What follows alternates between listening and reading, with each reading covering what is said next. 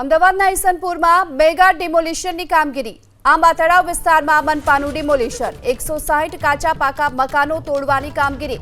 Police બંદોબસ્તની વચ્ચે મનપાએ demolition કર્યું। આંબા તળાવની 26,000 ચોરસ મીટર જગ્યાને ખુલ્લી કરવામાં આવી છે। 160 જેટલા કાચા પાકા મકાનો તોડવા માટેની કામગીરી શરૂ કરાઈ। ડિમોલિશનની આ કામગીરીને લઈ સ્થાનિકોએ વિરોધ પણ કર્યો। વર્ષો પહેલા બિલ્ડર પાસેથી જમીન ખરીદી હોવાનો દાવો કરાયો। વડીલોએ મજૂરી કરી જમીન ખરીદી હોવાનો દાવો કર્યો।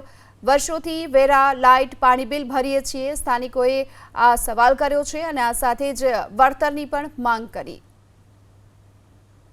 ઈસનપુર આંબાવાડીમાં હાલમાં એએમસીનું ડિમોલેશન ચાલી રહ્યું છે। આ સીધા દ્રશ્યોમાં જોઈ શકાય છે કે પોકલેન્ડ અને જેસીબી મશીન દ્વારા હાલમાં જે મકાનો છે તેમનું ડિમોલેશન કરવામાં આવી રહ્યું છે। જો આ ડિમોલેશનની વાત કરવામાં આવે તો 160થી વધુ જે કાચા પાકા મકાનો છે તેમનું ડિમોલેશન હાથ ધરવામાં આવી રહ્યું છે અને આ ડિમોલેશનને લઈને અહીં સ્થાનિક લોકો છે, આપણે તેમની સાથે વાત કરીશું। હાલમાં આ ડિમોલેશન શરૂ છે। આ ક્યારે મકાનો બન્યા હતા, નોટિસ આપી હતી અને જે બિલ્ડરોએ મકાન બનાવીને વેચ્યા છે તેના વિશે તમારું શું કહેવું? બિલ્ડર થ્રુ મકાન વેચ્યા ત્યારે તો મ્યુનિસિપાલિટીએ ટેક્સ લીધા ત્યારે બી અમને કહેવું જોઈએ કે ભાઈ ગેરકાયદેસર છે। આ મકાનો ક્યારે બન્યા હતા, તમે ક્યારે ખરીદ્યા, કોણ બિલ્ડર? બિલ્ડરનું નામ તો 30 વર્ષ પહેલા બન્યા છે। 30 વર્ષ લગભગ 28-30 વર્ષ થયા છે। તમે વેચાતા રાખ્યા હતા ત્યારે? હા, અમે ભાઈ વેચાતા રાખ્યા હતા ભાઈ। જમાલપુર માર્કેટમાં વેતરું કરતા ને વેતરુંથી આ જમીન લઈને મકાન લઈ લીધું છે અમને મજૂને।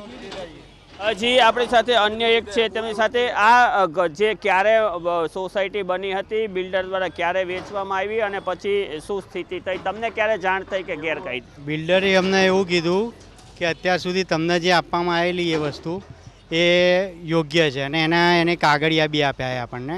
હવે એ કાગળિયાના પુરાવા મુજબ અહીંયા કહે કે ટીપી ચેન્જ થઈ। હવે ટીપી ચેન્જ થવા લગભગ 4 ટીપી ચેન્જ થઈ ગયા અને એ બી આ 1974થી આ મંજૂરી મળેલી આ સોસાયટીને। ત્યાર પછી જે મંજૂરી મુજબ આ બાંધકામ થયું છે, બાંધકામના અંદર અત્યારે જે કટિંગ આવે એ કહે કે 549 મુજબનું બતાવે, જે તળાવનું કહે છે અને અમને જે બિલ્ડરે આપ્યા એ કાગળિયા 548 મુજબના બધા પુરાવા સાથે પ્લાન પાસ, બધી રજા ચિઠ્ઠી, બાંધકામની રજા ચિઠ્ઠી, શેર સર્ટી બધું જ આપેલું છે અને આ બધી રજૂઆત અમે મ્યુનિસિપાલિટીને કરી। તેમ છતાં એ લોકો કહે છે કે તમે 549ના ગ્રામ પંચાયતના નકશામાં તળાવની જગ્યામાં બાંધકામ તમારું બતાવે અને એના અનુસંધાનમાં અમે આ કટિંગ કરી રહ્યા। તમારી શું માંગણી છે? હવે અમે તો અત્યાર સુધી બિલ્ડર પાસેથી લીધી અને હવે આવું આવ્યું અને ટીપી ચેન્જ કહે છે, તો આવા જે ફેરફારો હોય એના કારણે આજે લાખો રૂપિયાની કિંમતની વસ્તુ લઈને મૂકી હોય બાપ દાદાએ એમના સમયે, અત્યારે અમને તો નુકસાન જ વેઠવાનું ને અમારે। એનું વળતર જો અમને આપતા હોય તો એ વળતર અમે લેવા તૈયાર છે।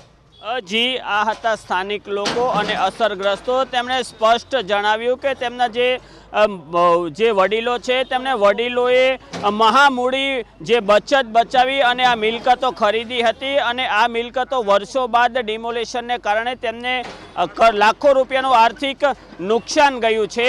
કેમેરા પર્સન જયરામ રબારી સાથે ચેતન બામભણિયા, એબીપી અસ્મિતા, અમદાવાદ। મ્યુનિસિપલ કોર્પોરેશન તરફથી જે આંબા તળાવ અહીંયા સરકારી જગ્યાનું દબાણ હટાવવા માટે બંદોબસ્ત માગવામાં આવેલો। સવારથી આપણે સ્થાનિક પોલીસ સ્ટેશન તરફથી 30 પોલીસકર્મીઓ, 8 આપણે મહિલા કર્મચારીઓ, પોલીસ અધિકારીઓ, સરકારી ગાડી તમામ બંદોબસ્ત ફાળવવામાં આવેલ છે અને લગભગ 160 જેટલા કાચા પાકા મકાનો તોડવાની કામગીરી કોર્પોરેશન તરફથી કરવામાં આવેલ છે। એ ઉપરાંત આપણે અલગથી 1-2 આઈસર પણ રાખવામાં આવ્યા હતા, જેથી કરીને અમુક લોકોને અગર સામાન ચેન્જ કરવામાં કે શિફ્ટ કરવામાં પ્રોબ્લેમ થાય તો એને સરકારી મદદ મળી શકે।